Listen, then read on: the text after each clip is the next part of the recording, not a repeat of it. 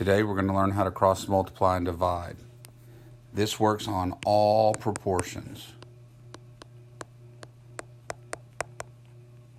We've been working proportions that are called perfect proportions. The reason why they're perfect, we can always seem to find an easy multiplier or scale factor. We're also going to do today some imperfect. That means they have a hard multiplier to find, meaning they're going to have a decimal.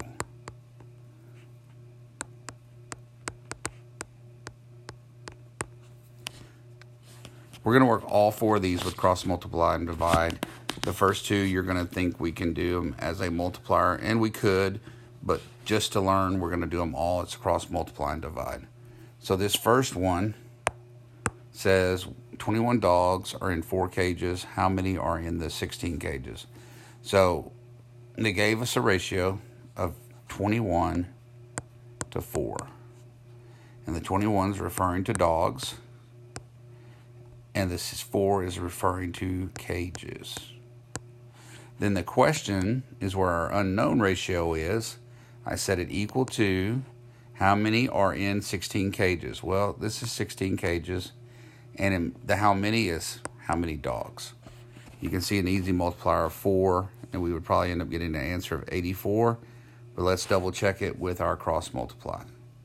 Okay, first step on cross multiplying, find the variable and go across from it. So I get a 4 times x. Whenever you say 4 times x, you write it with them right next to each other. That means 4 times x. We're going to set that equal to whatever 21 times 16 is. I'm going to go right here and do 21 times 16.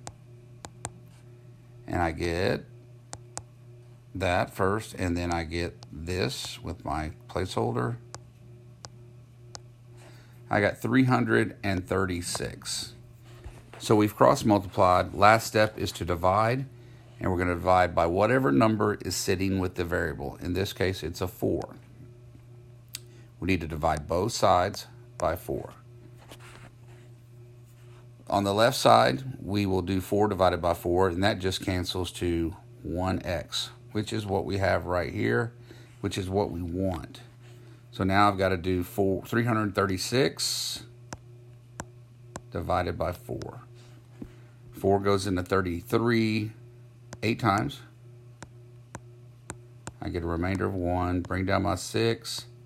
4 goes into 16 4 times, and we get a remainder of 0. So we did get the same exact answer as I said. X will equal 84 dogs if we had 16 cages. Moving on. Let's eliminate this. For some reason, that's doubled. In 2000, the average television viewer watched about 29 hours of television in 7 days. About how many hours of television did the average viewer watch in 28 days? So they gave us a ratio of 29 hours of television in 7 days. So let's take those numbers and write it as 29 to 7. 29 is referring to hours.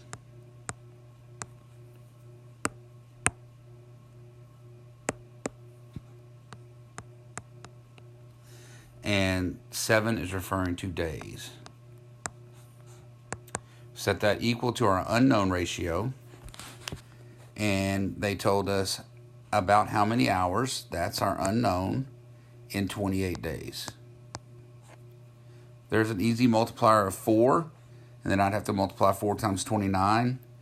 And 36, it's going to be, I think, 116. But let's just double check it. I'll throw that up here and see if we get the same thing. All right, so first thing I do is cross multiply the variable and the number. 7 times x becomes 7x.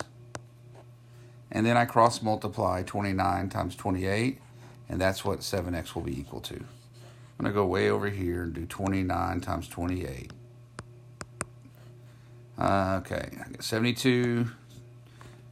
8 times 2 is 16, plus 7 is 23. Placeholder. 2 times 9 is 18. Carry a 1. And I get 5 right here. Add those down. That's 2. 8 plus 3 is 11. Carry 1. 5 plus 2 and 1 is 812. All right. Again, the second step is to divide by whatever's with the variable on both sides. So I get 7 divided into, let me lower that a little bit, 7 divided into 812. 7 will go into 8 one time. Bring down my 1. 7 and 11 is one time.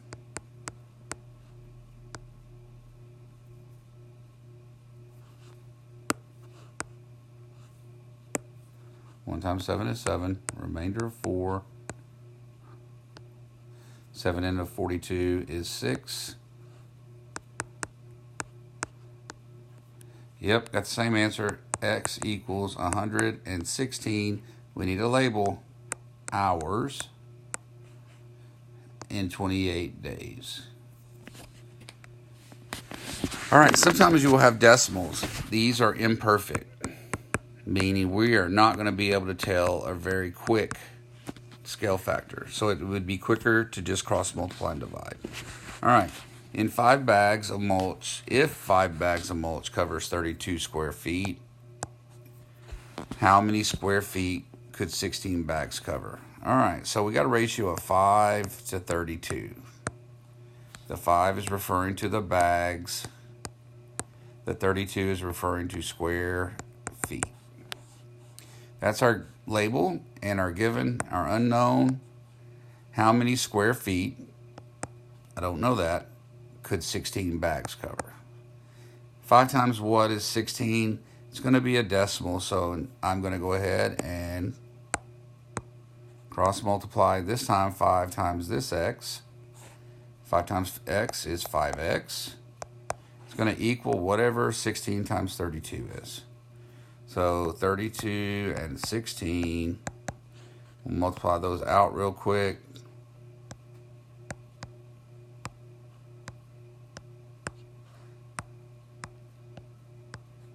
I got 512. Second step, we've cross multiplied.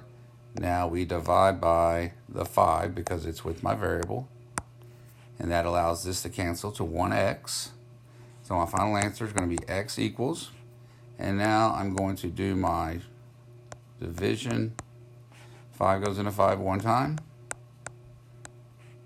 Bring down my 1. Remember, if you bring down something, you got to divide into it. 5 into 1 is 0.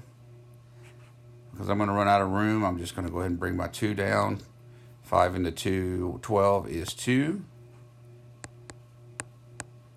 2 times 5 is 10. Remainder is 0. Now I'm bringing down my 0. Hold on a second. Coach McLean forgot to add that decimal and that decimal. 5 into 20 is 4. I get a remainder of 0 now. So my answer is 5 bags, or 16 bags, could cover 102.4 square feet. And the last one, again, this says you'll have a decimal, so I'm pretty sure it's going to be imperfect, and the only way really to solve it is to cross multiply and divide. An airplane boards 16 people every 3 minutes. They just gave me a ratio of 16 to 3. Where 16 is talking about people, and the 3 is talking about minutes. So we got a label, we got a given. How long would it take to board all 150 passengers? Well, is passengers people or minutes? It's people. And we want to know how much time or how long. That's talking about the minutes. Well, 16 does not go into 150 evenly, so I'm definitely going to cross multiply and divide. So I'm going to start with my variable x and 16. That's multiplied. I get 16x. And then I'm going to do 3 times 150. Some of y'all can do that in your head. It's 450. So now I'm going to divide by 16 because it's with the variable. 16 divided by 16 is just 1x, which again, that's what I want, is 1x. My final answer is going to be x equals whatever 450 divided by 16 is. All right, 16 won't go into 4, but 16 will go into 45 2 times, because that's 32. I get a remainder of 13. 16 into 130. 8 times 16 is going to be 128. So I get a remainder of 2. I'm at a point where I'm ran out of numbers, so I'm going to add a decimal, add a 0 there, and bring it down. 16 will go into 20 one time. Remainder of 4. Got to keep working. 16 to 40 is 2, is 32. Remainder of 8. Bring another 0 down. 16 into 80. Running out of room here, but it is 5. 5 times 16 is 80. I finally got a 0. So if I wanted to know how long it would take 28.125 minutes to load all 150 passengers. Hope this helps. Please give it a try.